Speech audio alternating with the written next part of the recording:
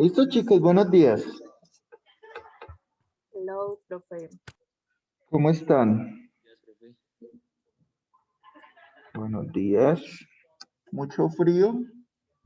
Demasiado, profe. Sí, todo tan horrible. O sea que no se han bañado, cochinos. Profe, Desde desde las las 5, 6:30. Bueno, chicos, entonces lo primero es que la tarea la deben subir a un link. ¿Listo? El link está ya en la semana 11 y está abierto hasta las 11:10. Así que por favor procedan a subir el ejercicio en este momento. ¿Listo? Obviamente un integrante por grupo, solamente.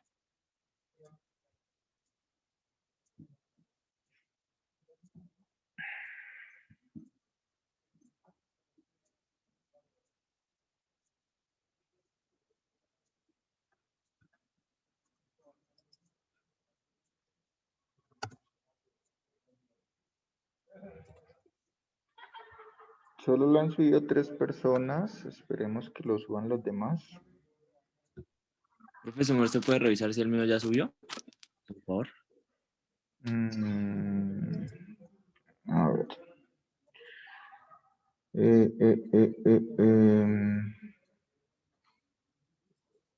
Ya les digo.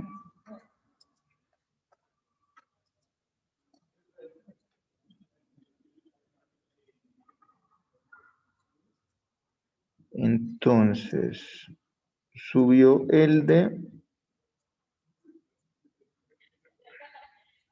Nicolás Camacho y Mabel.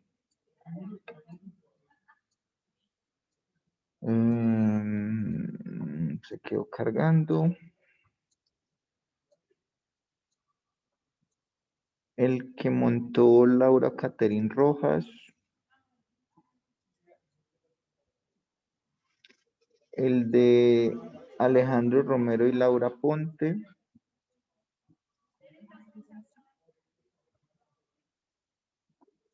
El de Sebastián Montaña. Gracias, profe. De Rosy.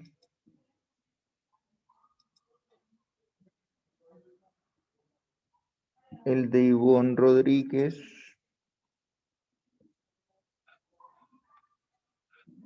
¿Listo?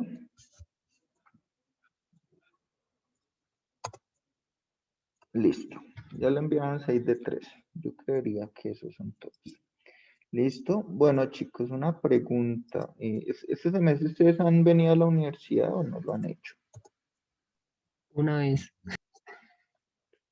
¿Algún laboratorio o alguna clase o a qué vinieron? A una clase.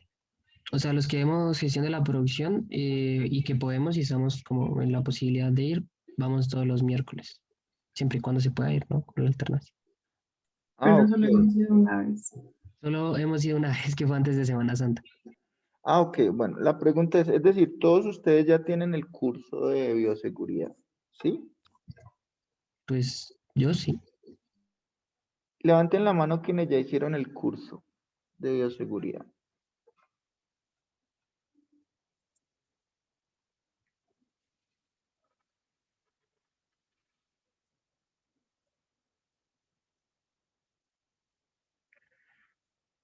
Ok, los que no han hecho el curso ya lo tienen matriculado, ¿cierto? En el campus virtual, o no les aparece matriculado. A mí no me aparece, profe. A mí tampoco, profe. Ok, bueno, listo. Lo digo es porque eventualmente vamos a tener nosotros unas clases prácticas, llamémoslo así, y pues la idea es eso, que quienes quieran venir y puedan, pues lo hagan, pero sí se necesita que hayan hecho con anterioridad el curso. Entonces lo que vamos a hacer es, cuando falten 8 días para nuestra clase, pues hacemos un sondeo de quiénes son las personas que van a venir y de esas personas pues miramos quiénes todavía no tienen el curso y pues ahí hacemos la gestión para que se los habilite. Listo, el curso es muy cortico, literalmente se puede hacer en medio día, es muy sencillo, entonces para que lo tengan en cuenta. ¿Listo? Yo les avisaré por ahí con una semana de anticipación, ¿listo? Cuando hacemos esas sesiones. Profe, una Bueno, pregunta. dime. En el caso de que yo no pueda asistir porque estoy inmunosuprimida, pues por razones de salud, ¿qué actividad desarrollaría en esa situación? O si no, Eh, creo que esa también se transmite, ¿no? ¿Cómo? Esa no se transmite también, profe. Lo que pasa es que es en el laboratorio de métodos y en el laboratorio de métodos no tenemos la tecnología de los salones para interactuar. Entonces, pues normalmente uno puede grabar, pero no se va a ver casi nada, pues porque no hay equipo de video adecuado. Entonces, la cosa es tan sencilla como que en el momento que yo diseñe cada laboratorio, pues pensaré en quienes no pueden asistir para ver qué actividad hacen. O en el peor de los casos, pues simplemente el laboratorio que sea como una especie de bono, es decir, algo adicional. ¿Listo? Es decir, a quienes no vayan, pues no les va a afectar para nada la nota. ¿De acuerdo? Bueno, Sí, profe, señor, profe. igual ahí vamos charlando. Sí, profe, digamos que o sea, preferiblemente que nos valgas un trabajo o algo. Como estar en desventaja, pues tampoco, profe. Pues. No sé, ustedes como ande bien si lloran por una notica. Qué llorones. Profe, lo que pasa es que, digamos, no son muchos los que no van a ir, entonces estaríamos muy en desventaja. Ok, bueno, no se afán. En el momento que llegue la hora, miramos. ¿Listo? Bueno, entonces chicos, vamos a empezar con la clase del día de hoy.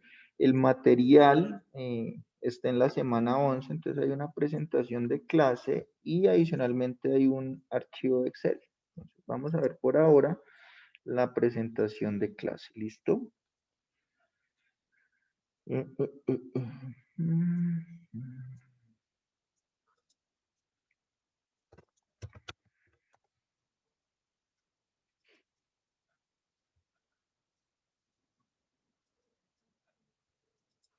Permítanme, ya les comparto pantalla.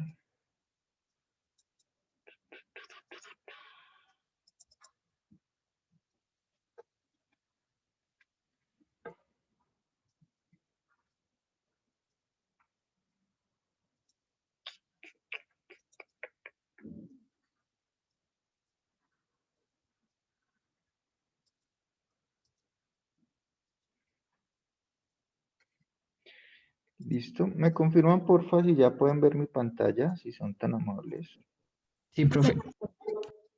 Listo. Bueno, entonces lo que vamos a hacer el día, vamos a empezar a ver cartas de control, pero ya no para variables, que es lo que hemos hecho hasta el momento, sino para atributos. Entonces vamos a empezar por diferenciar qué es una variable de un atributo. ¿Listo? Y dentro de ellas, pues también hay varios tipos de cartas. La idea es que hoy podamos cubrir el tema de la carta para atributos P y la NP. ¿Listo? Bueno, entonces, este es un recuerdo como del panorama de lo que hemos visto en cuanto al tema de cartas de control. Entonces, miren que la parte izquierda, que es la de cartas para variables, pues ya prácticamente la cubrimos toda, solamente nos falta el último recuadro, que dice cartas CUSUM y carta EUMA, que las vamos a ver al final. Entonces ya nos pasamos a la parte verde, a las cartas por atributo, y pues bueno, hoy vamos a ver la primer casillita, que es la carta para fracción de productos defectuosos P y número de productos defectuosos NP. Vemos luego la C, la U, y pues en teoría terminamos ya el tema de atributos y cerramos ya con la CUSUM y la EUMA para variables. ¿Listo? Entonces creo que vamos bastante bien de tiempo, entonces incluso creo que podemos profundizar en algunos temas que pronto no están ahí explícitos en el sílabus, pero que sí me parecen muy interesantes. Entonces, pues vamos a ver, igual con el tema de los laboratorios, perdemos unas clases por decirlo así, pero vamos bastante bien de tiempo. ¿Listo? Entonces, ¿cuál es la diferencia entre las cartas de control por variables y por atributos y cuándo se usan? Entonces, hasta el momento todas las cartas que hemos hecho se basaban en una o varias características de calidad, es decir, características que a mí me interesaba medir de mi producto o mi proceso. Y en todos los casos, estas variables se pueden representar como un número, es decir, como variables numéricas, ¿cierto? Entonces, una longitud yo la podía medir en centímetros, tenía medidas, no sé, 5.2 centímetros, 5.3, 5.4, y pues obviamente esa longitud tenía sentido, es decir, se podía interpretar esa característica con esa variable numérica. O la temperatura, igual, ¿cierto? Se puede representar como una variable numérica, una densidad, pero resulta que en muchas situaciones no es posible representar esa característica como una variable numérica. Puede ser por dos razones. O una porque de pronto no tiene interpretación y otra pues porque a veces es muy difícil tomar las medidas, ¿cierto? Entonces, en ese caso, va a haber algunas características de calidad que por su naturaleza, pues no se pueden cuantificar como variables numéricas, sino que se van a categorizar, ¿cierto? Es muy común entonces, por ejemplo, decir que un producto se clasifica como defectuoso o como no defectuoso, es decir, simplemente pertenece o no a una de esas dos categorías. O más, de forma más reciente, esa palabra defectuoso se ha cambiado es por disconforme versus conforme, ¿cierto? Entonces, depende como de las necesidades del analista, depende de las complicaciones del proceso. Uno podría hacer para una misma característica de calidad una carta por variables y una por atributos, ¿cierto? Es decir, no significa que una característica la cual yo la hice como variable no la pueda hacer por atributos. Pueden ser intercambiables, en algunos casos solo va a servir una u otra, ¿cierto? Entonces, ¿a qué me refiero con eso? Entonces, piensen, por ejemplo, en una longitud, ¿cierto? La longitud de un tornillo es una característica crítica de calidad y hay un valor nominal de, por ejemplo, no sé, 5 milímetros y una tolerancia de 1 milímetro, ¿cierto? O sea, para que el producto cumpla los estándares va a estar entre 4 y entre 6. Pero si a vos no te interesa de pronto porque no es importante la medida numérica en tanto detalle, sino que solo te interesa saber si cumplió o no, pues vos también podrías medir esa calidad, pero simplemente bien. Si cayó dentro de ese intervalo 4-6, para mí es una unidad conforme o no defectuosa. Mientras que si cayó por fuera de ese intervalo, pues simplemente para mí va a ser una unidad defectuosa o disconforme. Es decir, para mí es igualmente disconforme así el descache sea de 1 milímetro por arriba de la tolerancia o de 10 milímetros por arriba de la tolerancia. En ambos casos, simplemente para mí es un producto disconforme o defectuoso. ¿Listo? Entonces, ¿qué otros ejemplos podríamos tener? Entonces, por ejemplo, si yo miro una temperatura y lo mismo, tengo un valor nominal y unas tolerancias, pues simplemente, si está dentro del intervalo permitido, para mí será conforme, mientras que si está por fuera es disconforme. Por decirlo así, no me interesa qué tan grave fue el desfase de calidad, solo me interesa saber si cumplió o no cumplió, básicamente.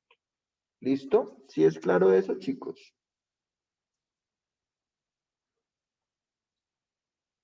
Sí, profe. Listo. ¿Cuál es el tema? Pues miren que por la dinámica que les acabo de mencionar, las cartas por atributos tienden a ser menos informativas si las comparo con las de variables. Por lo mismo, como lo único que yo hago es mirar si está conforme o no conforme, pero no me interesa saber qué tan lejos estoy de lo conforme o qué tan cerca estoy de lo disconforme. Digamos que sí se pierde cierta información que podría ser útil, ¿cierto? Pero entonces, ¿cuál es el tema? El tema es que a veces solo tengo capacidad de medición para generar una carta por atributos, ¿cierto? Es decir, no tengo, por ejemplo, la tecnología para mirar específicamente una medida de longitud, ¿cierto? ¿A qué me refiero con eso? Ustedes que han visto Pocayoka, ¿me recuerdan que es Pocayoka o Pocayoki, como lo hayan visto? ¿Alguien se acuerda? Sin defectos, sin errores. Señor. Sin errores, sin defectos. A prueba de error. ¿Y cuál era la dinámica? ¿Cuál es la lógica que hay debajo de esa herramienta? Pues, por ejemplo, como una USB. Entonces está hecha a prueba de error para que solamente se pueda insertar de una forma. Ok, entonces la idea es evitar errores, ¿cierto? Entonces, supongamos que usted tiene una empresa donde usted lo que hace es también cortar una varilla. Entonces, usted tiene en la mesa una medida de la varilla. Puede ser un espaciecito que tiene exactamente la longitud que necesita la varilla. Entonces, mire que usted lo que podría es cortar su varilla y simplemente tratar de meterla ahí. Si cuadró perfectamente, pues va a tener la longitud adecuada. Mientras que si usted ve que le sobró un pedacito o que no entró porque estaba más grande, pues bueno, usted sabe que no está cumpliendo el requisito. Pero en ese caso usted solamente mira que cumplió o no cumplió. Obviamente, si usted tuviera la oportunidad de medir exactamente cuánto midió cada varilla, pues tendría la oportunidad de darse cuenta, es que estoy pecando más por exceso que por defecto, ¿cierto? Entonces, ¿qué pasa? Pues miren que ahí también está una de las cosas de por qué en algunos casos particulares yo podría preferir una carta por atributos. Porque si yo mido como variable, pues necesitaré más tiempo a veces para medir o puede que no tenga los instrumentos necesarios para hacerlo. Pues en el de la varilla, digamos, no es tan grave conseguirme un metro y medir, pero eso cuánto tiempo me va a demorar, ¿cierto? Entonces, a pesar de que en muchos casos pues se pierde cierta información claramente, pues en algunos casos no tengo de otra sino hacerlo. ¿Listo? Entonces eso pasa generalmente y pues digamos que una de las cosas más interesantes es que se usan sobre todo en el tema de servicios y aplicaciones fuera de la manufactura. ¿Por qué? En las aplicaciones de manufactura, es decir, cuando son procesos de producción que se fabrica un producto, generalmente sí hay modo de medir o es necesario medir la característica como variable. Pero cuando hablamos, por ejemplo, de servicios, hay cosas que es muy difícil medirlas, ¿cierto? Por ejemplo, la satisfacción del cliente. Es decir, uno podría tratar de modelarla y asociarla con un valor, ¿cierto? Por ejemplo, entre más alto sea, significa que hay una mejor percepción, por ejemplo, del nivel de servicio al cliente. Pero miren que es una medida indirecta. Entonces, por ejemplo, en ese caso de servicios, a veces es mucho más sencillo utilizar simplemente un atributo, como cumplió o no cumplió, el cliente está satisfecho o no está satisfecho, el producto cumplió o no cumplió sus expectativas, el servicio cumplió o no cumplió sus expectativas. Entonces, disculpen un segundo, pongo a cargar esto. Entonces, chicos, en ese caso, se usa mucho un servicio. También en aplicaciones fuera de la manufactura. Profe, no te escuchas. Espera un momento que se quedó el computador. Calma, es que para no perder tiempo me fui hablando mientras lo traía, pero no se escucha nada al parecer. Pero ahora se me escucha bien, ¿cierto?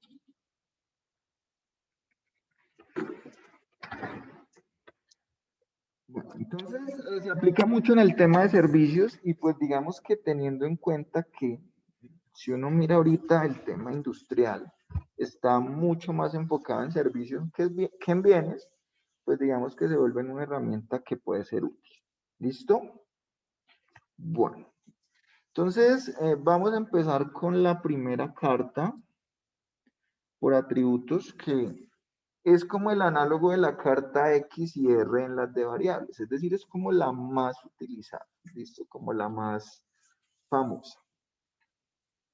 Entonces, se llama carta de control para la fracción disconforme P. Entonces, si miramos el cuadrito, aquí dice carta para la fracción de productos defectuosos P.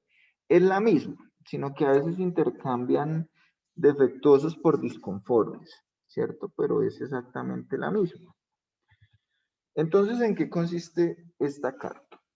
La fracción disconforme es el cociente de artículos disconformes de la población y el número total de artículos que componen dicha población. Básicamente es la proporción de productos, pues voy a hablar de modo genérico de productos, pero ya saben que eso se puede aplicar a cosas que no sean productos. El porcentaje de producto que no está cumpliendo las especificaciones, ¿cierto? Y si no cumple las especificaciones es porque se clasificó como disconforme, ¿cierto? Básicamente es eso. Entonces, ¿cuál es la idea? Dice, si el proceso de producción está operando de forma estable ustedes ya saben que es solamente con causas aleatorias y no controlables, de tal modo que la probabilidad de que cualquier unidad deje de cumplir con las especificaciones es P, y que las unidades sucesivas son independientes, entonces cada unidad producida es una realización de una variable aleatoria Bernoulli con parámetro P. Entonces, habíamos hablado un poquito de la distribución de Bernoulli, ¿cierto? O del experimento aleatorio de Bernoulli. Entonces, recuerden que es simplemente un experimento donde puedo obtener dos resultados posibles. ¿Listo? Entonces, en este caso, si yo clasifico entre conforme o disconforme, pues miren que lo podría ver como un experimento de Bernoulli, con una probabilidad constante P. En este caso, uno toma el éxito, digamos que como lo opuesto a lo que pensaría uno. Para mí aquí el éxito es precisamente dejar de cumplir la especificación. Tengo dos posibles resultados. ¿Cumplo la especificación o no la cumplo? Y para mí el éxito, en este caso, es dejar de cumplirla. ¿Listo? Pero eso es una etiqueta simplemente. Ahora, si se selecciona una muestra aleatoria de tamaño n del producto y D es el número de unidades de producto que salen disconformes, entonces D se convierte en una variable aleatoria y en este caso va a corresponder a una variable aleatoria binomial con parámetros n y p. ¿Listo? Entonces, esa distribución binomial yo estoy seguro que ustedes sí ya la vieron. Simplemente vamos a recordar de qué contexto aparece y qué parámetros tiene y pues cómo es más o menos su comportamiento. Porque finalmente la carta se va a basar pues en el comportamiento de esa distribución binomial. ¿Listo? Entonces, ¿en qué consiste la distribución binomial? Entonces, la variable aleatoria binomial sirve para estudiar la variable aleatoria que representa el número de éxitos en n experimentos Bernoulli independientes, con una probabilidad de éxito constante P en cada intento. Entonces, ¿de dónde aparece eso? Ya sabemos que es un experimento Bernoulli. Ya sabemos que en un experimento Bernoulli yo tengo dos posibles resultados, un éxito y un fracaso. Si yo empiezo a repetir ese experimento Bernoulli varias veces, el número de éxitos que yo obtenga pues va a ser una variable aleatoria. ¿Por qué? Porque pensemos en el ejemplo más sencillo del mundo, que es el que siempre nos explica. El lanzamiento de una moneda no cargada. Ese es un experimento de Bernoulli, ¿cierto? Claro, si yo la lanzo tengo dos opciones, o cae cara o cae sello, digamos que sería casi imposible que cayera de lado. Entonces, ese es un experimento de Bernoulli. Pero supongamos que yo empiezo a repetir ese experimento, es decir, lanzo una moneda, luego vuelvo y lanzo otra, luego vuelvo y lanzo otra, luego vuelvo y lanzo otra. Entonces, miren que si yo pienso, si por ejemplo para mí un éxito es que caiga cara, pues miren que eso se convierte en una variable aleatoria. ¿Por qué? Si yo lancé 10 monedas ¿Qué valores podría tomar esa variable aleatoria, que es el número de caras que yo obtuve en esos 10 lanzamientos? ¿Qué valores podría tomar?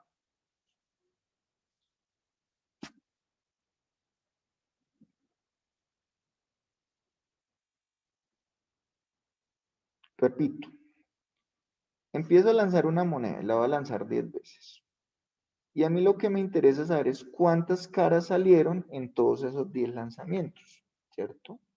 ¿Qué valores podría tomar esa variable aleatoria, que es el número de caras que yo obtuve en 10 lanzamientos?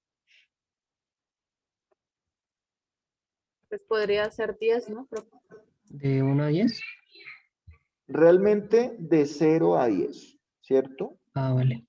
0 en el peor de los casos, que ¿qué significa? En ninguno de los 10 lanzamientos obtuve cara, lo cual es pues bastante poco probable, ¿cierto?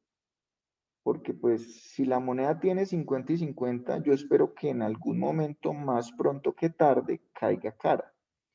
Pero pues podría ocurrir, es un evento bastante poco probable, pero pues teóricamente podría ocurrir. Pero también puedo caer 1, 2, 3, 4, 5, hasta el máximo que es 10, ¿cierto? Que sería también un evento extremo, que sería que en los 10 lanzamientos en todos cayó cara, lo cual pues digamos que también es poco probable. ¿Listo? Entonces miren que en este caso, pues teniendo en cuenta la dinámica, y es que yo cojo un producto, lo reviso, lo clasifico en defectuoso o no defectuoso, luego cojo otro producto, lo califico en defectuoso o no defectuoso, y así sucesivamente, es exactamente la misma situación, ¿cierto? Simplemente que aquí el experimento que sería revisar un producto y el resultado posible sería es disconforme o es conforme, es defectuoso o es no defectuoso. Listo, entonces miren que es exactamente el mismo contexto. ¿Qué necesito yo para definir completamente esa distribución binomial? Es decir, ¿cuáles son los parámetros que yo necesito estimar y conocer para operar? Recuerden que los parámetros es como esa información, es como la cédula de la distribución, la que me permite obtener toda la información relevante. Y cada distribución o cada variable aleatoria tiene sus propios parámetros. Entonces, por ejemplo, el exponencial tiene un parámetro lambda que necesito conocer, la normal tiene 2 parámetros, la media y la desviación, la uniforme tiene 2 parámetros, el mínimo y el máximo. Y en este caso la binomial depende de 2 parámetros. N, que N es simplemente el número de repeticiones que yo hago del experimento, y P, que es la probabilidad constante de obtener un éxito en cualquiera de esos N experimentos. ¿Qué sí debe cumplirse? Que esa probabilidad no cambie, ¿cierto? Si esa probabilidad cambia conforme los experimentos van ocurriendo, ya no es binomial.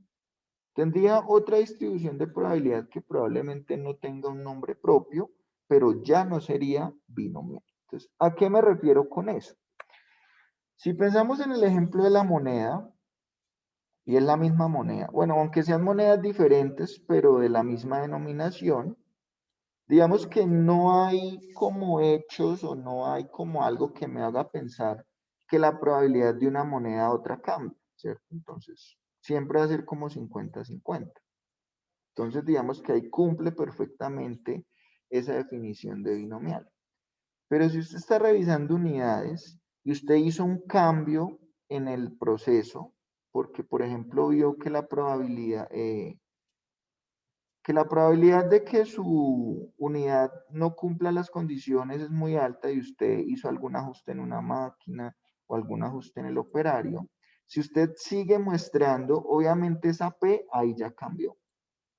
Entonces miren que ahí ya no podrías aplicar o decir que eso es una binomial, porque esa P no permanece constante.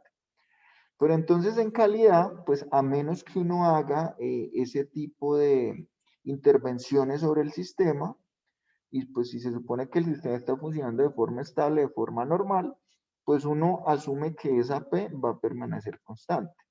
¿Hasta cuándo? Pues hasta que ocurra algo y se haga algo sobre el proceso.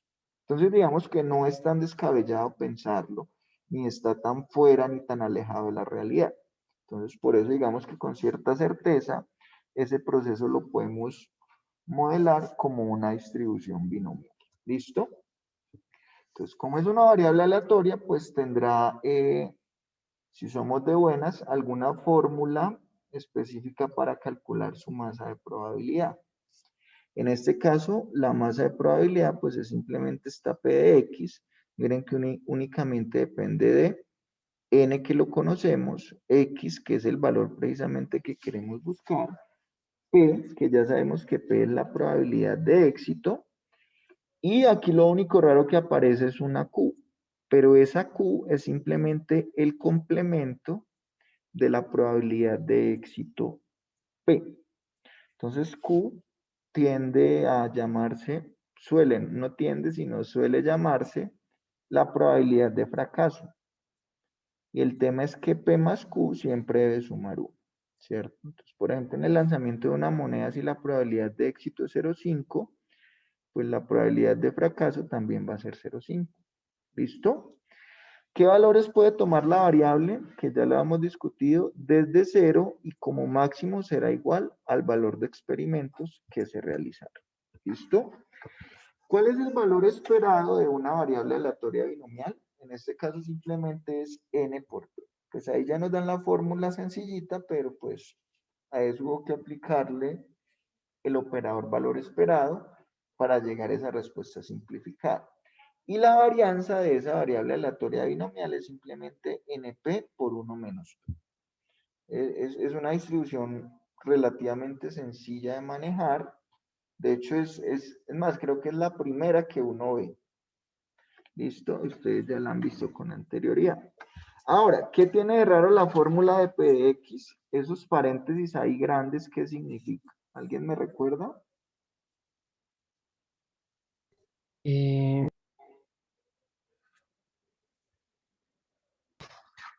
yo me acuerdo que era como n era el número de veces que uno iba a hacer algo y x es como la probabilidad de que sea o sea, pues por ejemplo en el segundo ensayo o algo así. Bueno, no, o sea, no, digamos que los parámetros ya en teoría sabemos. N es el número de experimentos que hago y X es el valor que quiero que tome la variable aleatoria, o sea, el número de éxitos que quiero obtener en esos experimentos. Pero me refería más a qué significa el hecho de que estén organizados de esa forma en ese paréntesis grandote. Eso es un operador matemático. ¿Quién recuerda qué es? Permutaciones, combinaciones, ¿se acuerdan? Eso significa n combinado x. ¿De acuerdo? Y eso tiene una formulita, pues que quiero que de una vez la tengan ahí a mano. ¿Por qué? Porque si tiene una calculadora científica normal, él tiene una tecla específica que ya aplica la combinatoria, pero en caso de que no la tengan, pues la podemos hacer a pedal de la siguiente forma.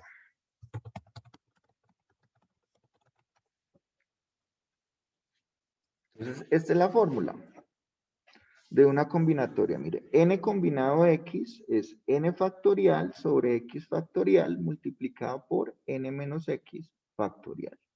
¿Listo? Entonces, anótenla por ahí para que la tengan a mano si no tienen calculadora. ¿Todos tienen calculadora científica? ¿O alguien no tiene? Profe, ¿me dejas ver la fórmula? Qué pena contigo. Por favor.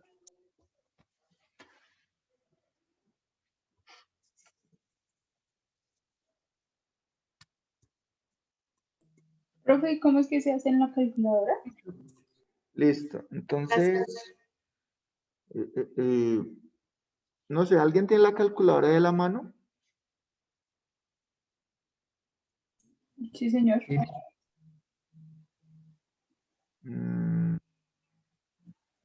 ¿No la Es que pueden no mostrar? recuerdo, profe, si la que tengo sirve para el sí nomás. Pues yo tampoco sé si la mía sirve para eso, profe. Pues a menos que sea una cuenta huevos, debe tenerlo. Pero entonces quiero saber qué calculadora tienen. No sé cómo me la podrían mostrar. Ya te la muestro. Ay, vimos a Rosy por fin. No se ve la...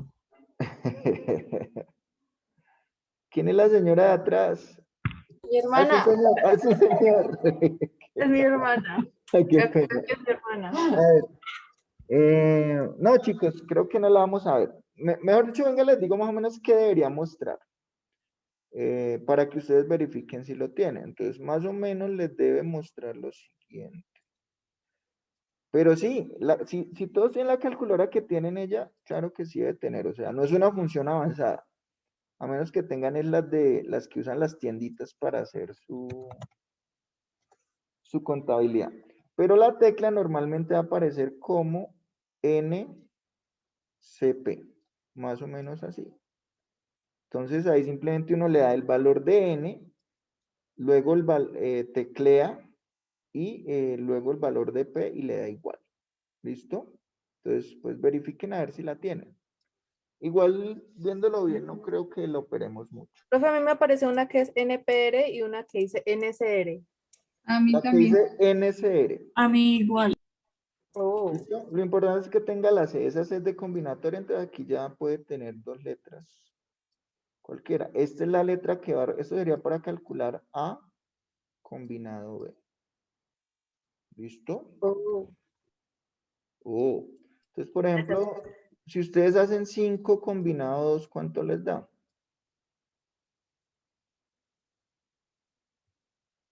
10. 10, profe.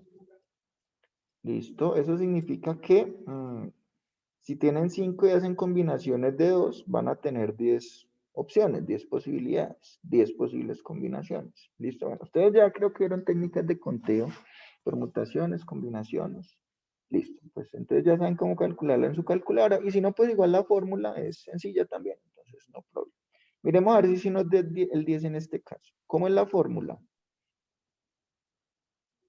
Es N igual a N. N factorial. Ajá, sobre X factorial, paréntesis, N menos X, cierra sin factorial. Listo.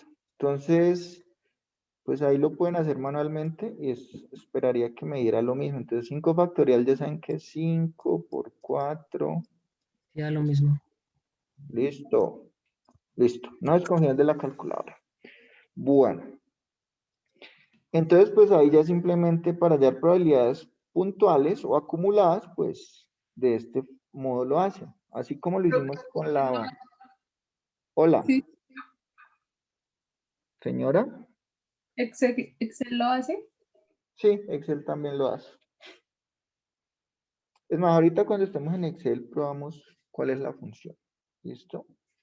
Bueno, valor esperado y ta. Listo, no problem.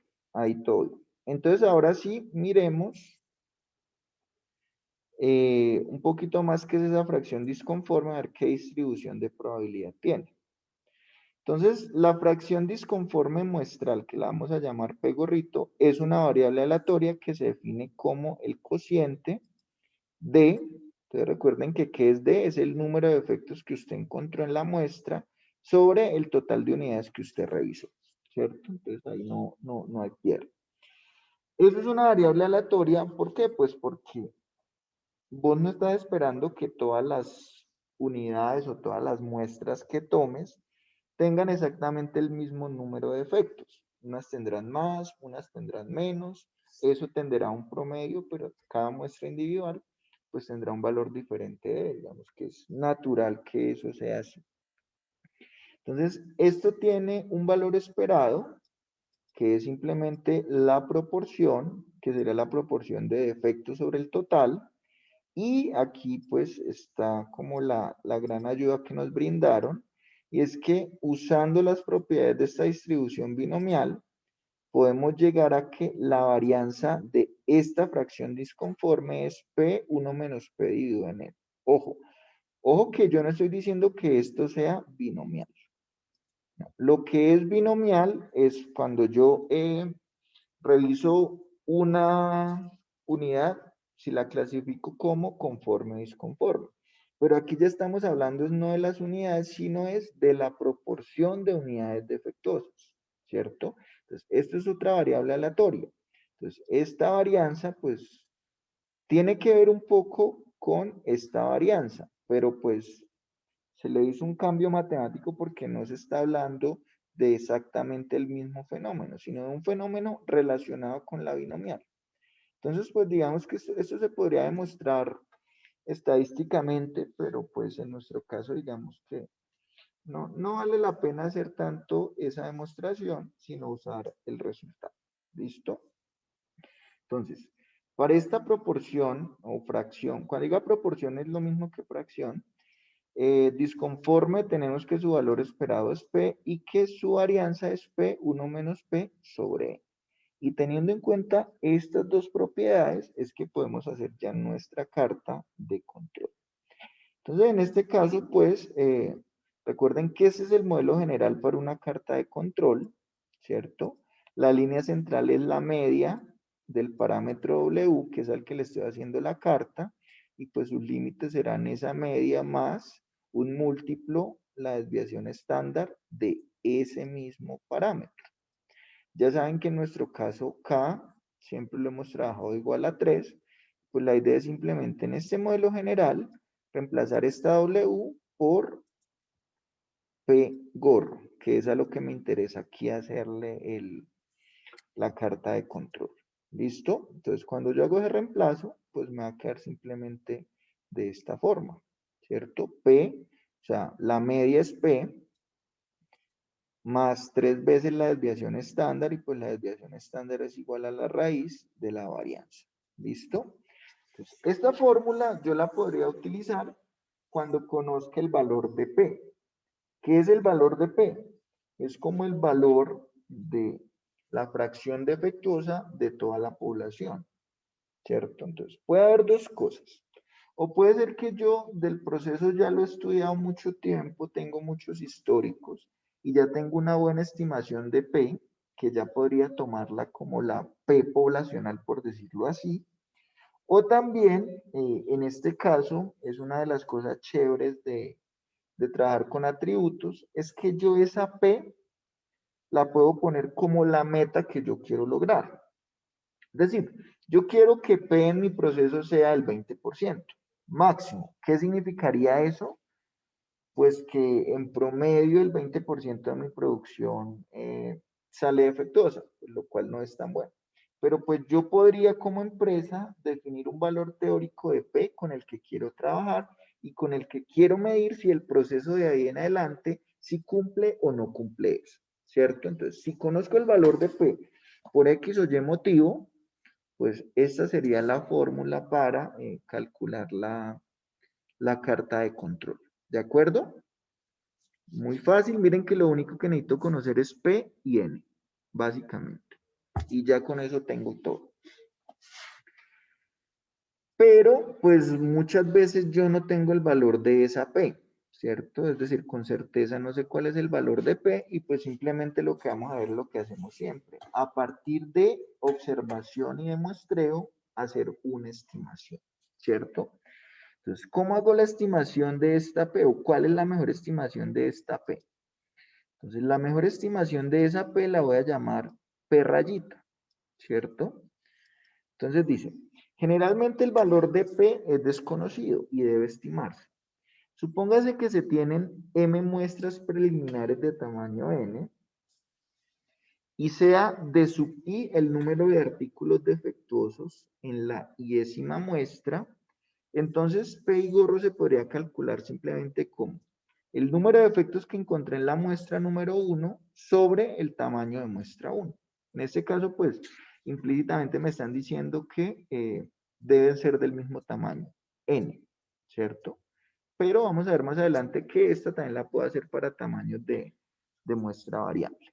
Entonces, esa P sería la fracción de artículos defectuosos de la muestra I.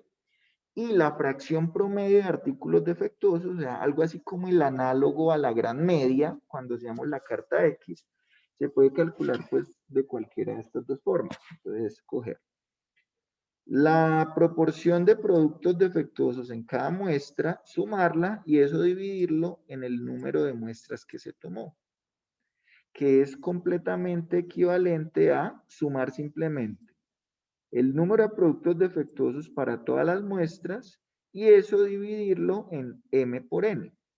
Esta igualdad únicamente se cumple cuando el tamaño de muestra es el mismo, ¿cierto?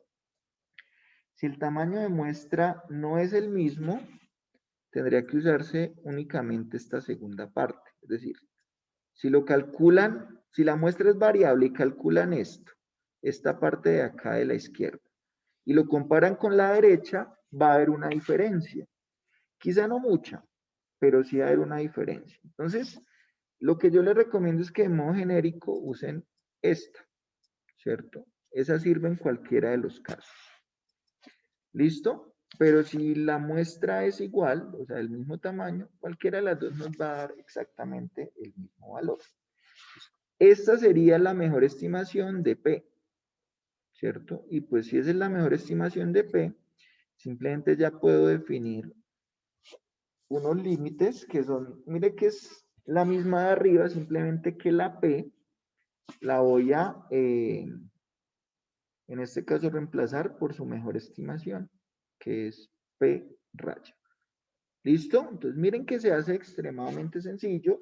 En este caso ni siquiera hay que buscar constantes en ninguna tabla, sino que aquí con que yo conozca P, en este caso P rayita, y N, pues ya puedo calcular todo. Entonces, de hecho es una de las cartas más fáciles de hacer, o sea, en cuanto a la elaboración, pero eso lo va a compensar con que la interpretación puede ser engañosa, es decir, tenemos que estar mucho más pendientes de la interpretación de esta carta, porque hay cosas que no se pueden interpretar directamente como lo hacíamos con las variables, ¿cierto? Entonces vamos a hacer un ejemplo. Simplemente con ese ejemplo, vamos a dejar en el aire esas duditas de interpretación. A ver qué harían ustedes. ¿Listo? Bueno. Entonces, para hacer el ejemplo, simplemente van a descargar porfa el archivo de Excel que está también en la semana 11. Debe llamarse algo así como ejemplo, creería yo. ¿Ya lo encontraron, chicos? Sí, señor. Listo, entonces vamos a abrir ese y ahí vamos a armar la carta. Dice ejemplo 1, carta P. Así se llama el archivo. El archivo de Excel como tal. ¿Listo? Entonces, bueno, en este caso, sencillamente me dieron, alguien ya se tomó el trabajo de tomar muestras.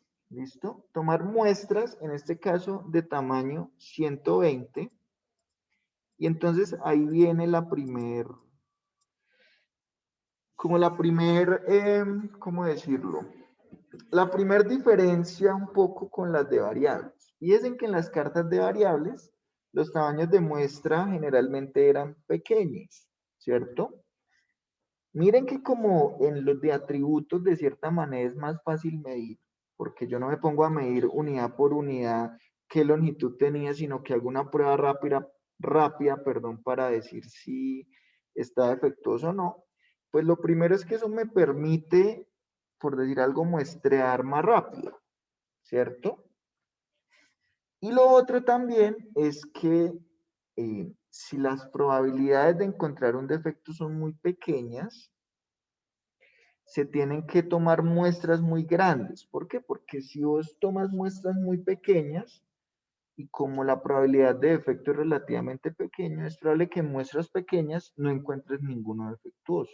Ahora, eso no significa que tu proceso está perfecto. Eso lo que significa es que el tamaño de muestra fue muy pequeño y pues que claro, si la muestra es muy pequeñita, pues es muy probable que de pronto no caiga un defectuoso ahí. Entonces, ahí es donde hay que empezar a tener cuidado con la interpretación. Esto es una constante que va a aparecer y es que en las cartas para atributos el tamaño muestra tiende a ser mucho más grande. ¿Listo? Pero bueno, en este caso, por X o Y motivo, luego de evaluar varias restricciones, el tamaño fue de 120. Es decir, voy a tomar varias muestras donde en cada una lo que voy a hacer es revisar 120 productos y los voy a clasificar como defectuoso o no defectuoso, conforme o no conforme. ¿Listo? Entonces, alguien ya se tomó la tarea de hacer el trabajo.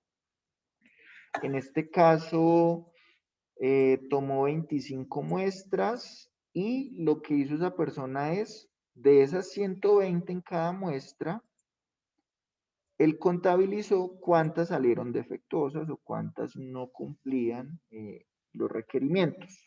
¿Listo? ¿Cómo se toman esas muestras? O sea, igual, para recogerlas se van a aplicar los mismos dos enfoques de antes, ¿cierto? Eso sí no va a cambiar independiente de si es variable o atributo. La dinámica para recolectar esas muestras es la misma. Entonces, esta va a ser casi siempre la información de entrada, ¿cierto? Entonces, ¿qué necesito yo para calcular la carta de control? ¿Qué necesitaría?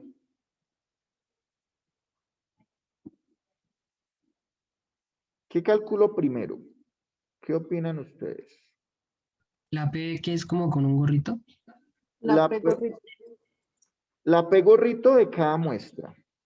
¿De Sí, acuerdo? sí. Entonces, eso simplemente yo la voy a llamar aquí P y gorro. Qué pena que a mí que quede tan feo. ¿Qué es P y gorro? Para que lo tengan claro, simplemente el P y gorro va a ser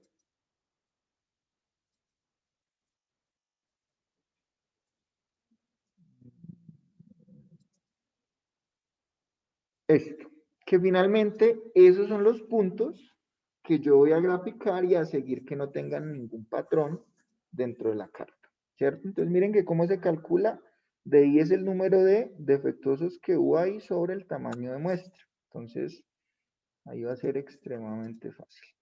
Entonces, para la muestra 1, pues simplemente va a ser el total de defectuosos que encontré sobre el total de la muestra. Vamos a fijarlo. Y pues ahí se puede arrastrar fácilmente. ¿Listo? Entonces, ¿para qué calculé esos individuales? Para calcular el que ya necesito en la carta, y el que necesito en la carta es lo que yo llamo P barrita, ¿cierto? Entonces voy a calcularlo por aquí. Y aquí voy a poner... ¿Podría darle un poquito de zoom, por favor? Podría, sí, podría. ¿Listo? Ahí ves mejor. Sí, señor, muchas gracias. Entonces voy a calcular P barra. ¿Listo? ¿Qué es P barra? Como el tamaño de muestra es el mismo, podría ser simplemente el promedio. Me tragué uno. El promedio de todos esos promedios. Porque el tamaño de muestra es constante. Entonces, más bien, seleccionemos todo aquí. Y en vez de autosuma, calculemos el promedio. ¿Listo? En este caso me dio 0.357. Verifiquemos a ver si nos da igual que lo que me decía la diapositiva. Acuerden que había dos fórmulas. La otra era coger simplemente la suma de todos los defectos, es decir, cogerlos de directamente, y eso dividirlo en n por m. En este caso, ¿cuánto es m? 25 muestras, y cada una con un tamaño de 120 nos debería dar exactamente lo mismo. ¿Listo? Entonces ahí no problema. ¿Listo? Bueno, ¿qué más necesito entonces? Nada, pues ya tengo todo. Ya puedo directamente calcular los límites. Entonces necesito un límite inferior de control, necesito una línea central y necesito un límite superior de control. ¿Listo? ¿Cómo calculo el LC?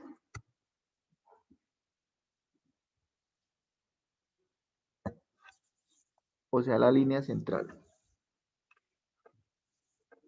¿Es el mismo promedio? Es simplemente P barra, ¿cierto? Y ahí lo puedo fijar porque va a ser igual para todos. Ahí no problema. ¿Listo? Ahora miremos cómo es el límite inferior. Entonces el límite inferior es P barra más 3 veces la raíz de P por 1 menos P barra sobre N. Entonces pues simplemente vamos a programar esto en Excel, haciéndolo inicialmente para el límite inferior. Entonces me dicen que es la línea central menos 3 veces, ¿menos 3 veces qué?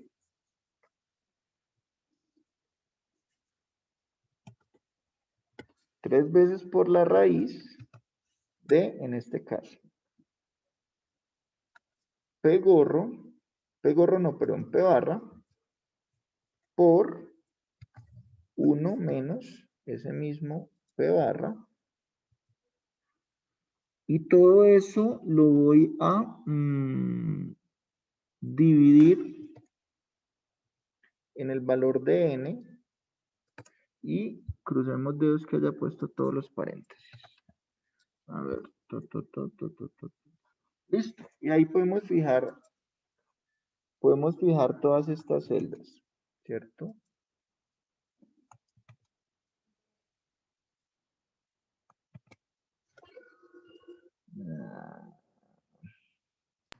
Es que pusiste un paréntesis después de la raíz y creo que No lo ahí cerré, no. pero no, ya, ahí creo que ya se organizó. Sí. ¿Listo? Y ahí lo puedo arrastrar. Entonces, eso me da el límite inferior. ¿Les da lo mismo, chicos? Profe, te puedes parar en el. Profe, pero no me deja arrastrarlo. ¿Tengo que fijar algo? Sí, tienes que fijar, obviamente, ¿El la barra? C27 y la B29. O sea, fijar P y fijar N. Ahí pueden verlo. Sí, profe. Sí, señor. Bueno. ¿Ya les dio ese mismo valor, chicos? Sí, señor. Momento, profe. Profe, Señor profe. Listo, y pues ya saben que el límite superior va a ser la misma fórmula, simplemente le van a cambiar ese menos por un más. Y listo.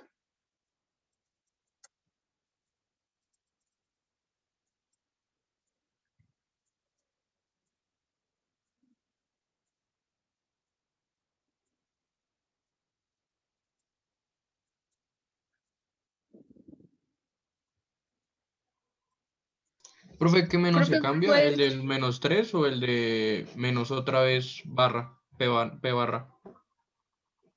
No, en uno es más 3 y en otro menos es menos 3. 3. Profe, ¿puedes dejar seleccionada la fórmula, por favor? Un momento.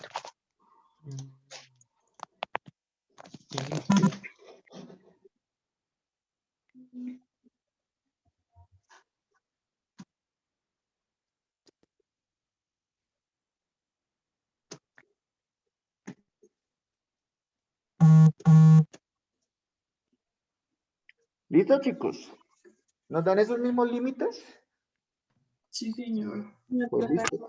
Perfecto. Entonces ya coronamos. Ya podemos hacer nuestra grafiquita.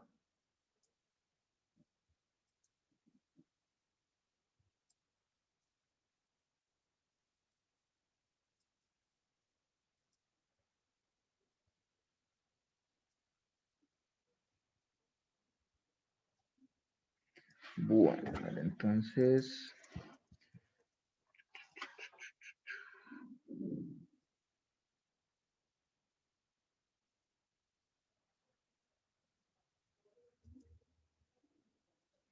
A ver, el más pequeñito está como en... A ver, para que sea un tris más grande, está como en 0.2 y máximo está como en 0.55. 55. Sí, ahí ya se ve bien. ¿Listo? Esta fue la gráfica que obtuve. Entonces, Profe, a mí no me sale así.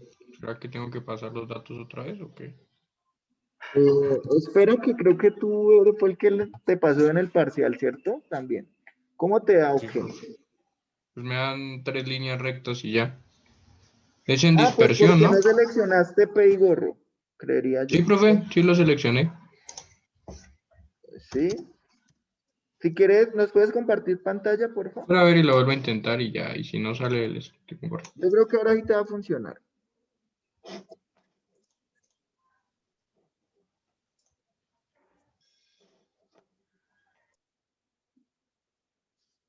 Sí, profe, ya me sirvió. No sé por qué, pero yo lo había tomado. Listo. Bueno, entonces, a ver. Supongamos que esta es la primera carta que yo hago porque quiero precisamente definir los límites. Entonces, bueno, primero, díganme ustedes qué conclusión hay. Díganme todo lo que quieran de esa gráfica. Es una gráfica normal de control. Digamos que la interpretación es la misma. Hay que mirar que nada se salga de los límites. Hay que mirar que no haya patrones. ¿Qué me podrían decir ustedes de esta gráfica? Pues siguiendo la lógica, pues hay un patrón del punto 3 al 7, creo, Ujú. ¿Cuál ascendente. patrón sería? Una tendencia ascendente, Tendencia sostenida ascendente. ascendente, sí, señor. Eso por un lado. Y hay 3 puntos fuera de los límites de control. Ok, entonces con lo que ustedes saben de esta materia hasta el momento, ¿qué harían? Esta es la primera carta que ustedes hacen. Es para encontrar los límites con los que usted va a seguir monitoreando el proceso. ¿Qué harían ustedes? Mm, Pues digamos, yo quitaría quitaría 1 o 2 puntos donde está la tendencia y quitaría los 3 puntos que están fuera de los límites de control. Ok, ok, eso se puede hacer, pero ¿qué tendrías tú que hacer para poder quitar esos puntos? Además de darle suprimir, eliminar. Ah. Pues entrar a revisar, ¿no? ¿Qué falló en esa Habría función? que mirar el porqué de ese comportamiento, es decir, buscar las causas, o no es eliminarlo por eliminarlo, ¿cierto? Entonces, bueno, como hay 2 puntos por fuera, digamos que es muy probable que uno encuentre la causa y que algo raro haya pasado. O sea, me refiero al punto 10 y al punto 11, ¿cierto? A la tendencia, ¿cuáles puntos quitarían ustedes? La tendencia es entre 3 y 7. Hay muchas posibilidades, pero ¿cuáles quitarían y por qué quitarían esos? Quitaría los extremos, o sea, el 3 y el 7, porque son los más lejanos de la línea central. Sí, exacto. Esos digamos que serían como los más adecuados, entre comillas, en el sentido de que si yo veo una tendencia sostenida y pues esa tendencia ocurrió por algo asignable, pues yo puedo quitar esos, por ejemplo, esos 2 últimos puntos, o incluso podría quitar uno, en el sentido de que, pues como ahí ya lleva cierto tiempo funcionando el corrimiento, pues nada, yo puedo asumir que las 3 primeras es algo normal que podría ocurrir, pero pues ya si se pasa de 3, ya así como que se descontroló la cosa. Entonces podríamos quitar efectivamente el punto 6 y el 7. Pero no se preocupen por esa parte, que digamos ahí ustedes no tiene como profesional la libertad, ¿cierto? Otro diría, voy a quitar los 3. Otro más extremo diría, no, pues si yo vi que realmente eso subió fue por algo que se hizo una máquina que se descompuso o algo así, pues podrían quitarse incluso todos los que se generaron mientras eso ocurrió, ¿cierto? Bueno, ¿y qué harían con el punto 21?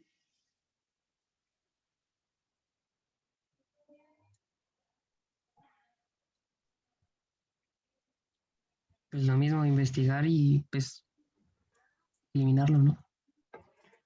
Sí, pero ese punto tiene algo particular. Miren que aquí ya no estoy midiendo una variable numérica, sino que estoy midiendo es el porcentaje de defectuosos. ¿Qué significa que haya un punto de esos por debajo del límite superior? ¿Qué significa? Necesito que lo interprete. O sea, es una carta normalita como la que hemos visto, pero la cantidad que estamos aquí monitoreando es algo un poquito diferente. Pues, profe, Entonces, en ese, qué pena te interrumpí. no, dale, tranquilo. Pues, digamos, en ese caso, mirando pues los datos que hay, según lo que puedo pues ver, es que de 120 muestras solo 25 salieron defectuosas. Entonces, digamos que en esas 120, pues fue, digamos, en este caso fue menos la probabilidad de éxito, fue menor. ¿Sí? Ojo, no se me confundan con la probabilidad de éxito.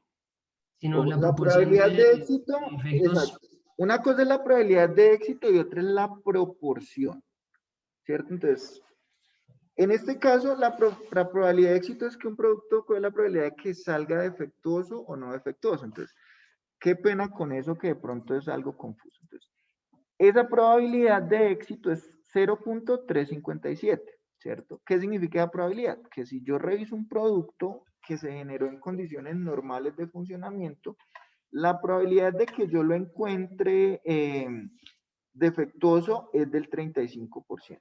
Esa sería la probabilidad de éxito. Pero lo que yo grafico acá, miren que no es esa probabilidad de éxito, sino es el porcentaje defectuoso en cada muestra.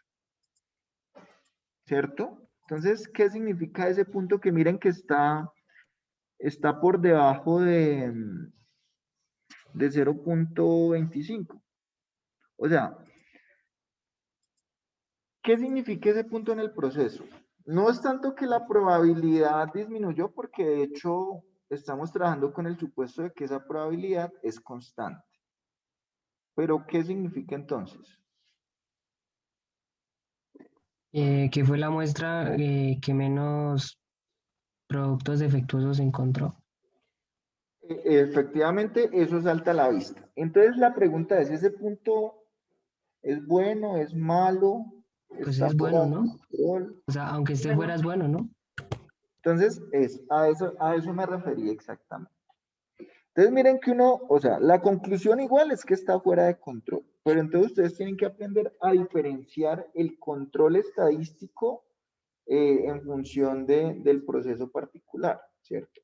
¿Qué significa que algo esté bajo control? Que está funcionando únicamente bajo causas aleatorias, ¿cierto?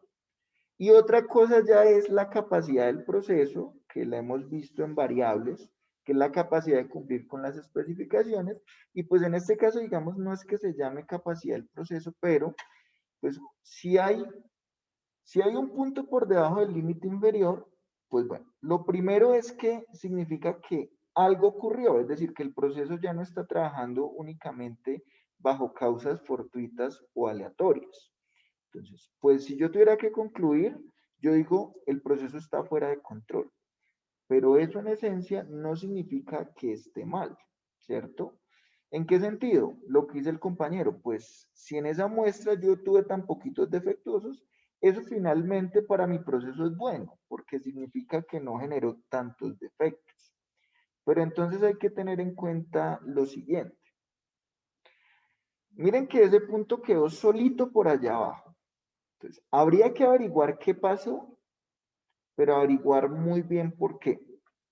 Si hubiera varios puntos por debajo, digamos que yo sí podría sospechar que la calidad de mi proceso mejoró, porque de forma sostenida está generando menos defectos. Pero cuando veo de pronto un punto solamente, y miren que después empezó a subir, tengo que verificar, y eso está comprobado, porque muchas veces fue un error de que el inspector o lo hizo a propósito o se equivocó y puso menos defectos de los que eran.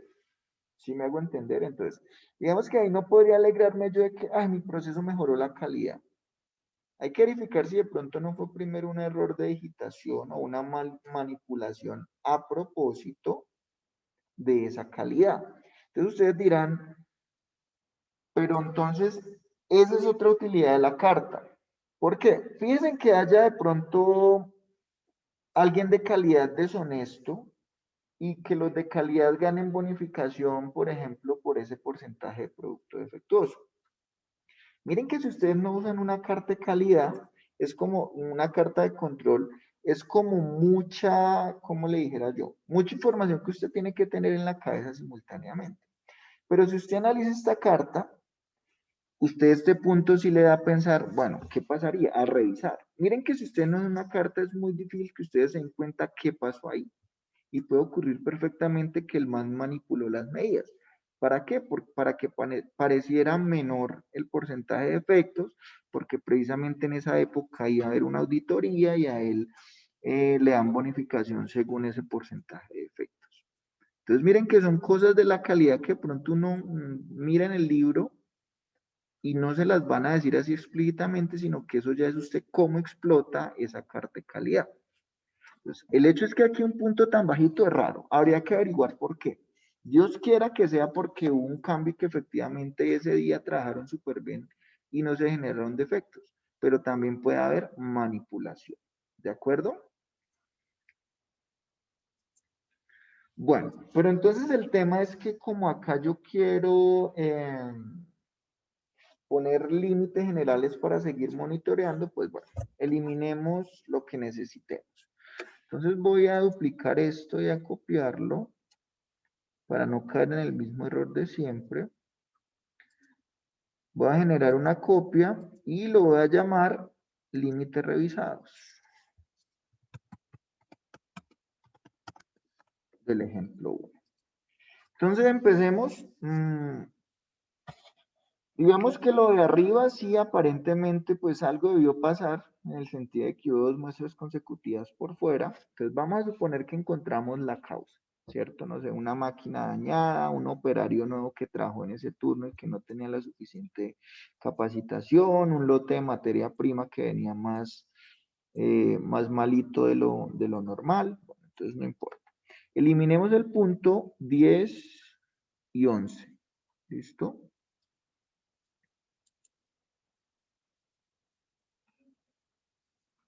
Bueno, entonces, ahora, cuando elimine eso, ¿qué? ¿Ya puedo usar esos límites? ¿O qué opinan ustedes?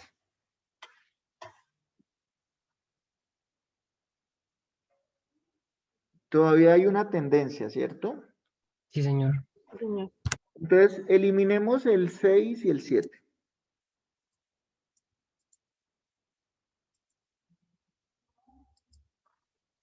Ok, bueno, ¿qué problema tengo en este momento?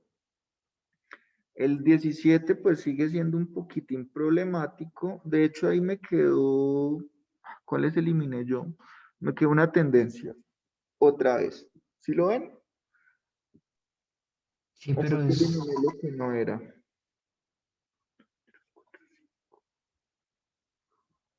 ¿Todos tienen la misma gráfica, chicos? Sí, señor. Listo, entonces, bueno, miren que ahí tengo una tendencia, a ver, el punto 7, que en este caso sería 1, 2, 3, 4, 5, 6, sería el 9. Entonces hagamos algo. Démosle control Z. Profe, Hola. ¿cuál es? No, ya le diste control Z. Nada. Bien. Voy a eliminar el 5, el 6 y el 7.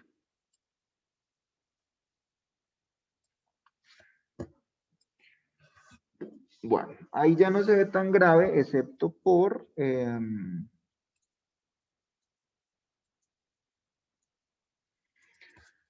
excepto por el punto de acá abajo. El de arriba, pues, digamos que está en el límite, está muy cerca, pero pues, no problema. El problema es esto. ¿Ustedes qué harían? ¿Lo eliminarían o no?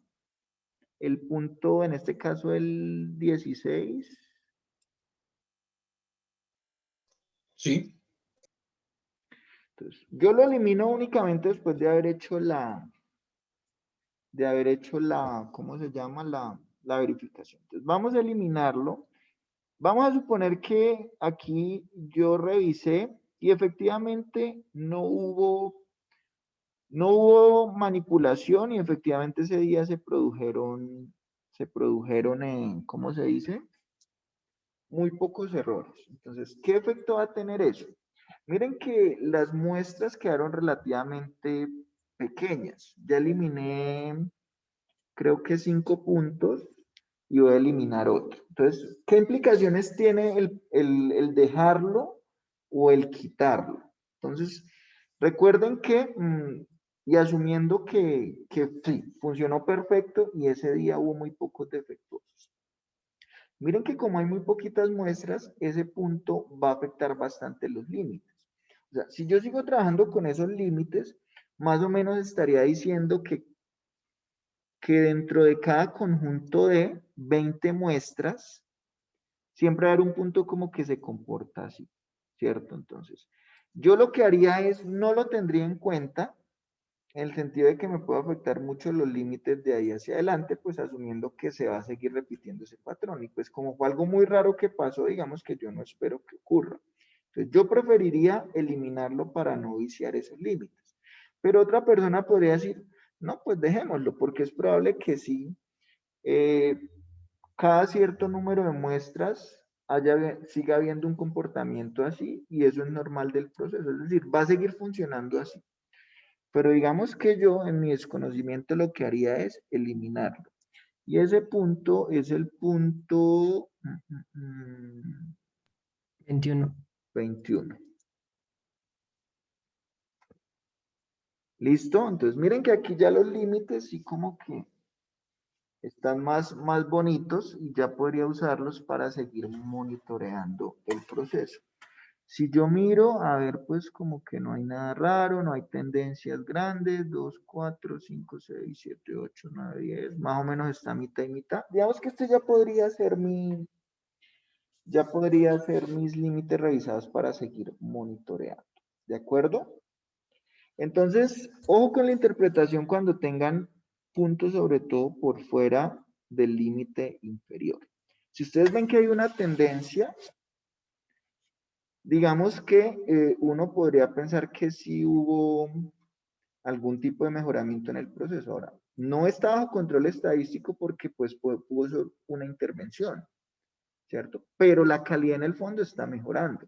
Por ejemplo, si este punto 4, si hubiera salido, pues miren que ya son varios puntos donde está bajando considerablemente el P. Entonces, quizá algo sí pasó en el proceso.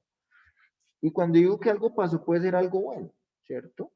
Entonces, quiero es como que no piensen que siempre que hablamos de control estadístico, estamos hablando de que tu proceso como tal está súper bien o está súper mal, ¿no? Hay que mirar pues qué característica es. Obviamente cuando era una característica numérica, para mí sí era igual de malo que estuviera por encima o por debajo, porque eso lo que me decía es que está alejado del valor nominal. Pero en este caso, esta característica me interesaría que fuera lo más pequeña posible, ¿cierto? Entonces, hay que empezar a tener cuidado con ese tipo de cosas. ¿Listo? ¿De acuerdo? ¿Es claro cómo realizarla? Pues realizarla es fácil. Hay que tener cuidado con la interpretación. ¿Listo? ¿Alguna duda, alguna inquietud? No, señor profe. Profe, y llegado el caso de, digamos, de lo de la manipulación, ¿cómo se determina esa manipulación? ¿Tendría que volver a sacar datos o cómo sería? No, si se manipuló una muestra, pues digamos que lo que tendrán que hacer ustedes, eliminar el punto. Si quieren tomar otra adicional, pues deberían tomar otra adicional y pues tendrían que sancionar a la persona claramente. No, pero ¿cómo se determina esa manipulación? Ah, eso sí es investigación privada. Usted, pues, esa es otra cosa que de pronto, exacto, no nos dicen. Pues, ¿cómo averiguarían eso ustedes?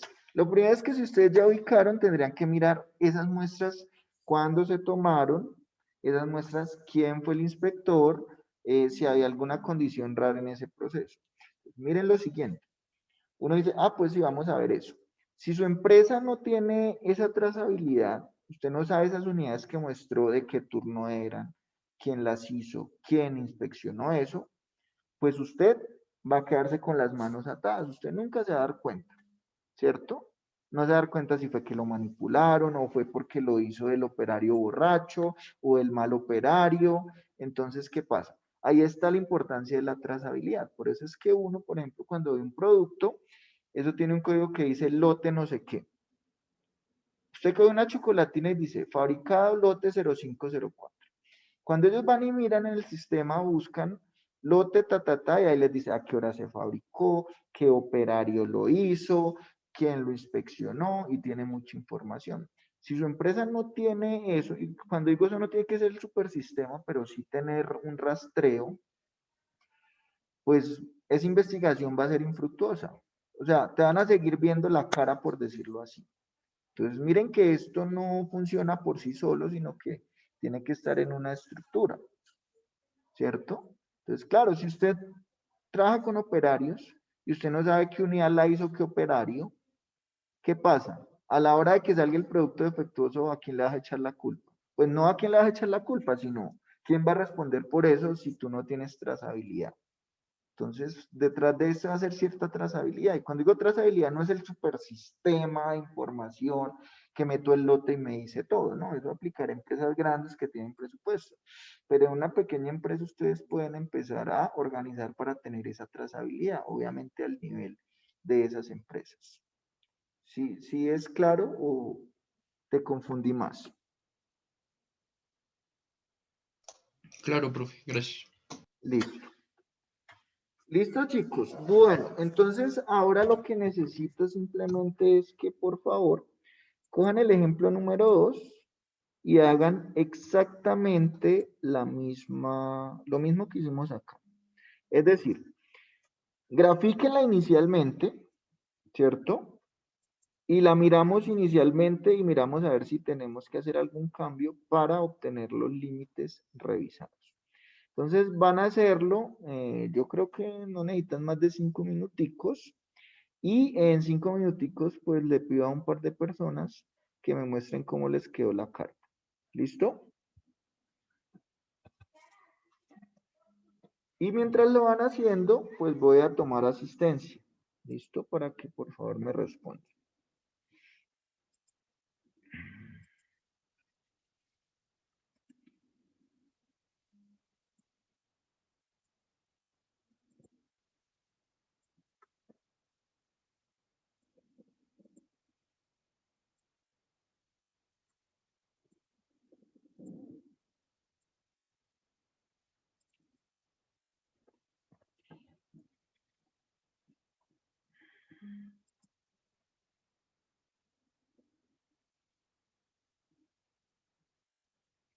Yo no tomé asistencia a la clase pasada. Chicos, como que no, ¿cierto? No, profe. Bueno, eso significa que confío mucho en ustedes. Aponte Gil Laura Daniela. Presente. Báez Palomino Camilo Hernando. Presente. Camacho Guarín Nicolás. Presente, profe. Montaña Rivera Juan Sebastián. Presente, profe. Moreno Gamba Rossi. Aquí, profe. Pinto Martínez César Mauricio. Presente, profe. Plazas Gallachoa María Camila. Presente, profe. Riaño Castellanos Fabián Mateo. Profe, que él te envió un correo que se tuvo que ir de clase porque está como enfermo de Ok, urgencia.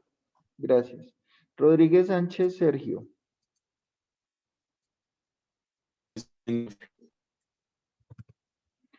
Rodríguez Soracay Don Jimena. Presente. Rojas Mancipe Laura. Presente, profe.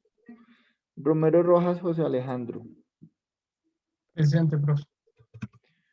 Vega Wilches Mabel Joana. Presente, profe. Listo, chicos. Me avisa cuando ya tengan la carta. Antes de manipularla, simplemente como está actualmente. ¿Listo?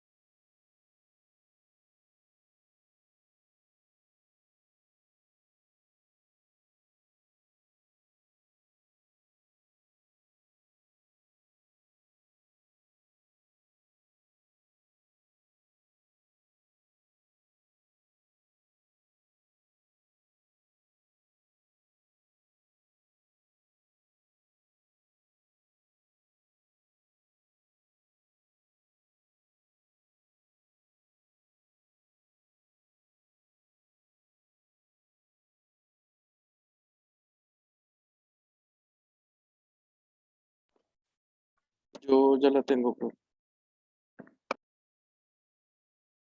Listo, esperemos también, un profe. minuto. Yo igual, profe. Ah, bueno, entonces ya. ¿Quién me hace el favor y la muestra? ¿Quieren yo, profe? Dale.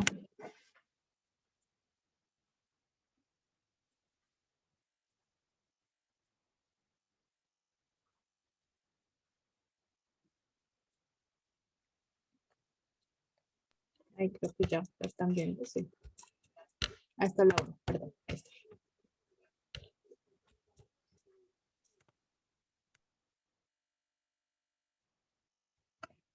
Ok, déjame miro algo.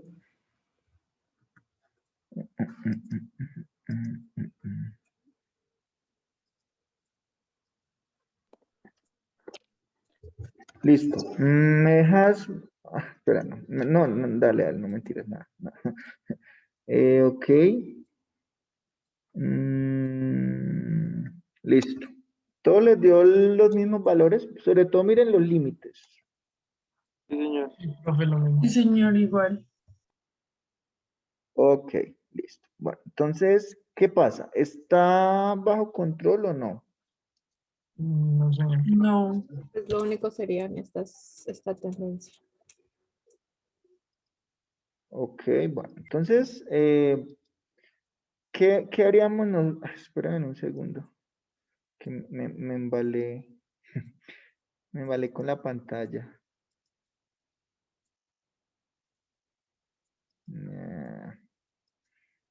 Me sale pequeñitito y no la puedo ampliar. Ah, ya. Ah, listo. Entonces, ¿cuál es el único problema aparente que se ve ahí? Una tendencia. Entonces, hagamos algo, eliminemos las dos últimas de esa tendencia de 5, o sea, el punto 5 y el 6, a ver qué pasa.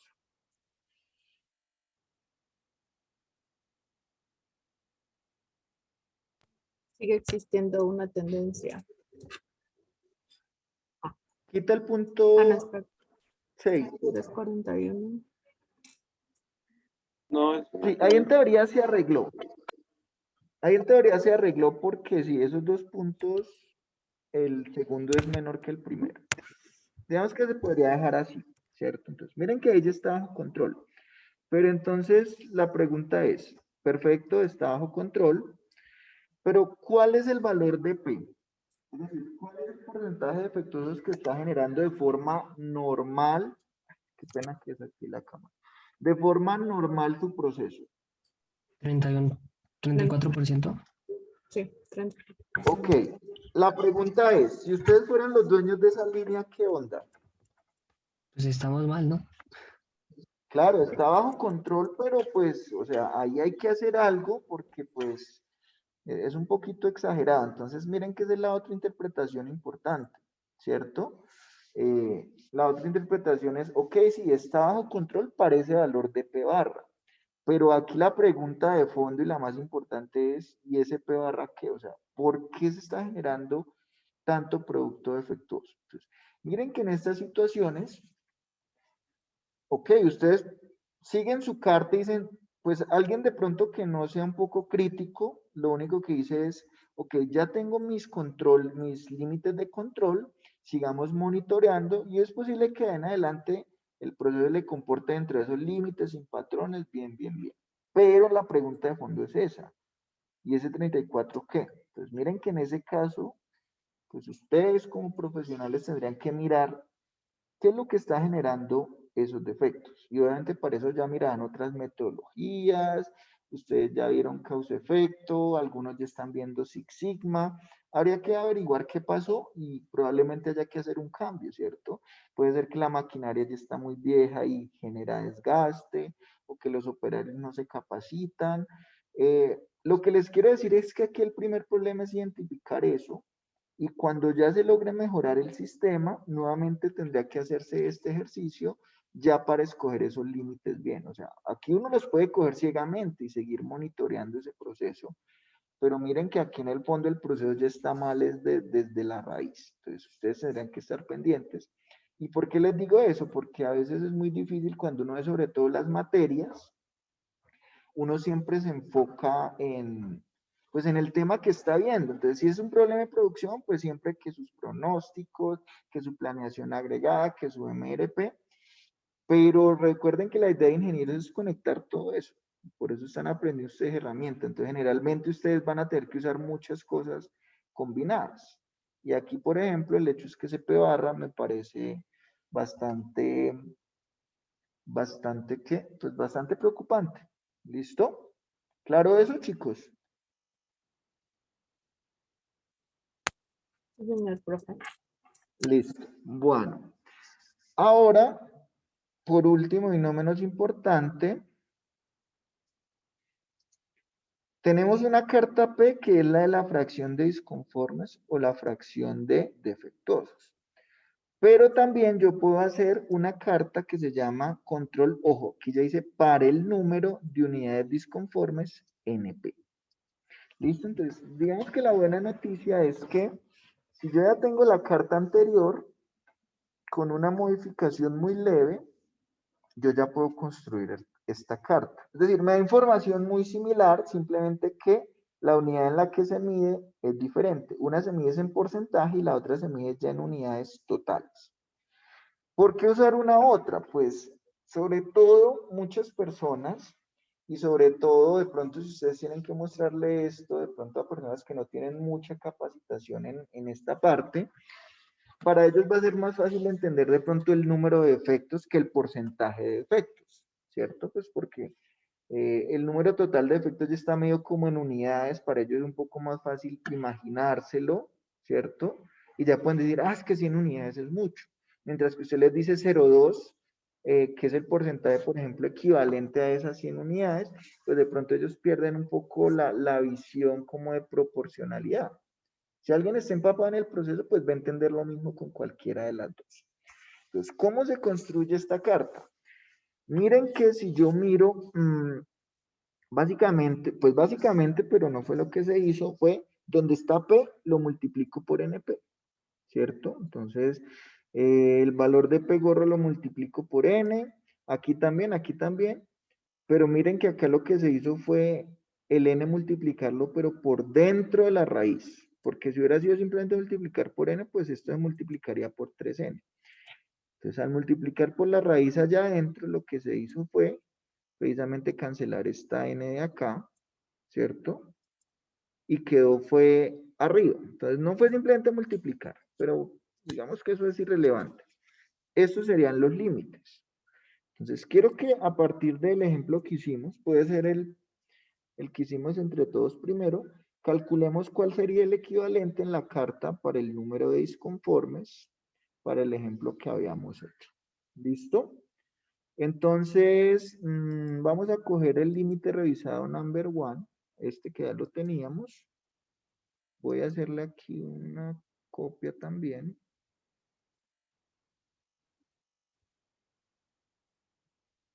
Cambiémosle el nombre.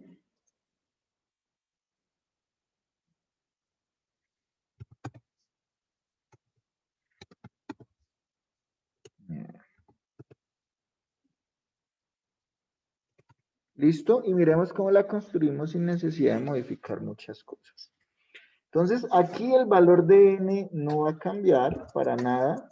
El valor de P tampoco va a cambiar. Aquí ya eliminé las problemáticas, entonces simplemente calculemos el LC. ¿A qué va a ser igual el LC? Este tenía ya el valor de P. Simplemente lo voy a multiplicar por N. Lo voy a fijar.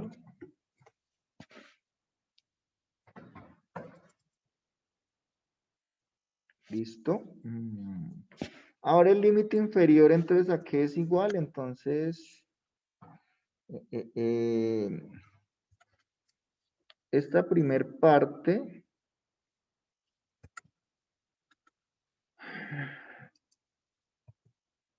ahí ya estaba, ¿cierto? Qué bonito. Ahí ya estaba esa primer parte, que era coger eso, y dentro de la raíz se va a eliminar el dividido en n, ¿cierto? Podemos dejar ahí un 1. Eso no va a afectar. ¿De acuerdo? No le tenemos que modificar nada más porque lo otro es la raíz de NP. Ah, sí me falta... No, en teoría no le tengo que cambiar nada más, ¿correcto? Y no se tiene que multiplicar por Multiplicar N. Sí, ¿no? Ah, no, porque ya lo multiplicaste. Como ya cogí aquí el NP, él coge automáticamente el valor de NP en los otros lados. Aunque déjenme verifico. C21. C21, sí, este no cambia. Y ese sí debería estar multiplicado ahí por P. Ah, pues espere. No. Optimicemos un poquito. SNP es la misma línea central. Entonces, pues más bien simplemente acá lo multiplicamos por la línea central y acá también por la línea central y ahí ya queda todo multiplicado. Ay, ¿qué pasó?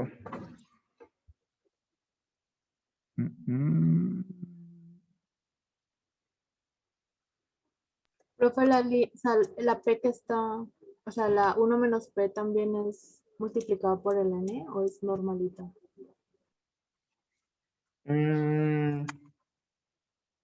No, mira, SNP 1 menos P solitario.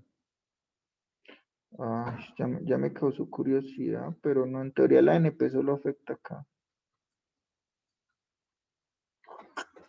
Déjenme verifico algo, pero no, ya debería funcionar. Pero a ver, aquí el error es porque raíz de... Ah, sí, pues es que aquí sí es solo P. Gracias.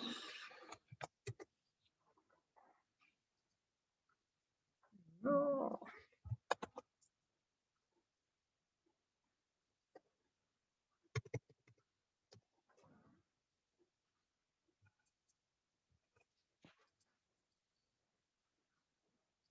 Profe, ¿cómo es la fórmula entonces? La fórmula es esta, chicos, la que está acá.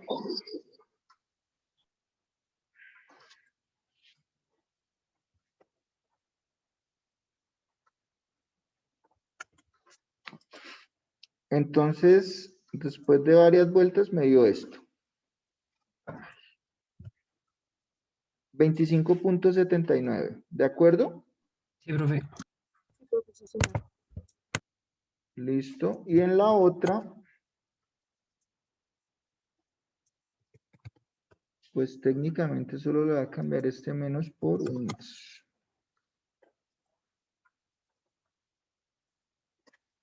Listo. Y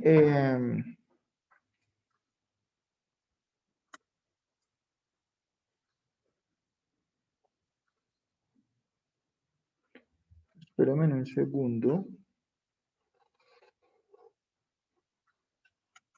Entonces, me falta, debo cambiar el P y gorro, ¿cierto? ¿Qué es lo que debería en este caso graficar? El número de unidades defectuosas. Ya directamente las unidades. ¿Listo? Entonces...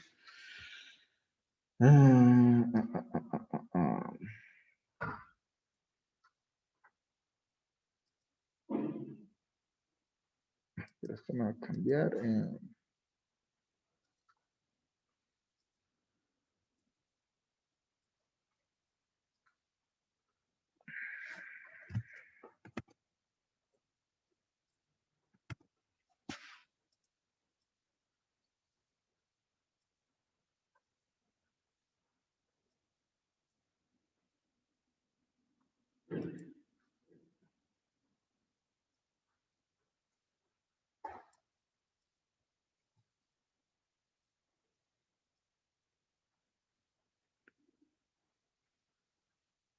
Listo, entonces esta sería la gráfica que obtengo ahí,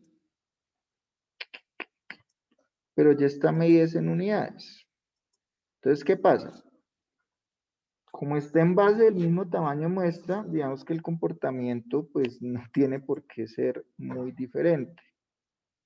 Ahí estamos mirando Este. ¿Cierto? Yo Pues, creo que no- sí, igual. ¿Cómo? Yo creo que sí igual, o sea, se ve igual. Sí, Lo único exacto. son- Es que digamos que lo único que se hace fue el porcentaje de pasarlo a unidades, pero como la base es la misma, es lo mismo. O sea, pues el comportamiento en general tiene que ser el mismo. Quizá la relación visual es un poco diferente, sobre todo por los decimales de la proporción, pero pues en esencia no tendría por qué ser muy diferente, es lo que les quiero decir, ¿cierto? Ahora, pueden ocurrir algunos casos extremos en que dependiendo si las probabilidades son muy grandes o muy pequeñas, de pronto con el de P aparece que está más adentro que con el de las unidades, pero pues van a ser casos muy, muy extraños. O sea, estas dos, digamos que en esencia me dan la misma información, simplemente que esta para algunas personas es más fácil de entender porque él dice, ah, es que aquí, mire que me salieron malas entre como 55 unidades, y eso ya puede decir, uy, 50 es mucho, ¿cierto? Mientras que si yo miro acá esa misma, el porcentaje es 0.40 y algo. Entonces, quizá no es tan diciente para alguien que no esté tan familiarizado. ¿Sí me hago entender? Es como cuando uno dice el 80% y todos quedan, uy, el 80% es muchísimo. Pero pues no es lo mismo el 80% de un lote de 1000 unidades que el 80% de 5 unidades. ¿Sí me hago entender? Ese es el problemita que tiene la interpretación de un porcentaje. ¿Listo? Pero pues miren que ya teniendo uno no puede hacer la otra muy fácilmente. La diferencia es como la lectura, básicamente. ¿Listo? ¿Sí es claro eso, chicos? Profe, Sí, no me profe. sale la gráfica. Ya revisamos. ¿Qué te sale? La línea azul me sale abajo como en 0. La línea azul te sale O abajo. sea, todo lo azul me sale una línea recta abajo. ¿Sabes qué? Mejor muéstranos. Por favor. Ok. Tu. Profe, ¿subir ese archivo, por favor? ¿Cómo así no lo están haciendo conmigo? Se me acabó de borrar ese archivo. Sí, pero en la última. Profe, yo me perdí en lo último que hiciste. Se me acabó de borrar. Sube un poquito es que mira, estás graficando el P y gorro y tienes que graficar sube el número de unidades defectuosas. Ah, ok. ¿Listo? Ese fue el cambio que hicimos al final. No te preocupes que yo también me asusté cuando a mí me pasó lo mismo. Y es porque obviamente ahí tengo que graficar bien la cantidad neta. Entonces lo que yo hice fue, pues en mi Excel chichipato, inserté una celda antes del límite inferior y ahí copié el número de unidades. Aunque técnicamente uno podría seleccionar todo y darle directamente, pero no sé qué pasa con el Excel de este curso. Listo, yo el archivo se los cuelgo, ¿listo? Se los cuelgo para que puedan hacer el taller del viernes. ¿Listo, chicos? ¿Alguna duda, alguna inquietud adicional? No, profe, no, señor. Bueno, chicos, entonces vayan y almuercen y abríguense y báñense. ¿Listo? Gracias, profe. Bueno, que tengan buen día, chicos. Chao, profe, que estés bien. Bueno, Chao, Profe. gracias. Hasta luego, profe. bueno.